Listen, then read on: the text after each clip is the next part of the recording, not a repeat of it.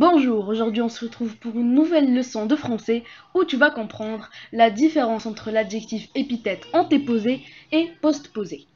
Dans cette leçon, tu trouveras l'adjectif épithète quand il est antéposé et l'adjectif épithète quand il est postposé.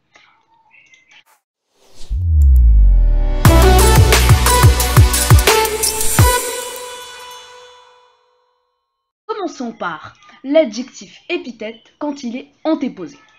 On appelle un adjectif antéposé ou subjectif un adjectif qui se place avant le nom.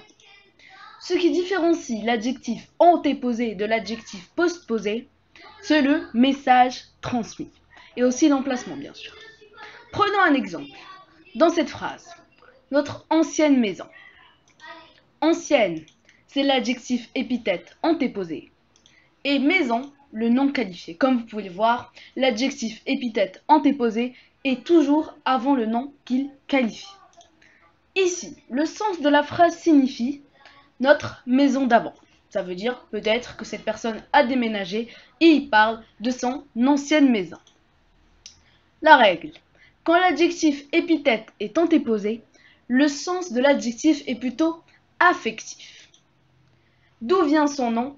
Un adjectif épithète subjectif, ça veut dire qu'on est gentil avec lui, qu'on transmet un message de bonheur. Et enfin, l'adjectif épithète quand il est postposé. On appelle un adjectif postposé ou objectif un adjectif qui se passe après le nom. Ce qui différencie encore une fois l'adjectif postposé de l'adjectif antéposé, c'est encore une fois le message transmis. Le sens de l'adjectif diffère quand il est avant ou après le nom. Prenons cette phrase. On va toujours prendre la même phrase, sauf qu'on va décaler l'adjectif. Une maison ancienne. Maison, le nom qualifié. Ancienne, l'adjectif épithète postposé, toujours après le nom qu'il qualifie. Ici, le sens de la phrase veut dire une vieille maison.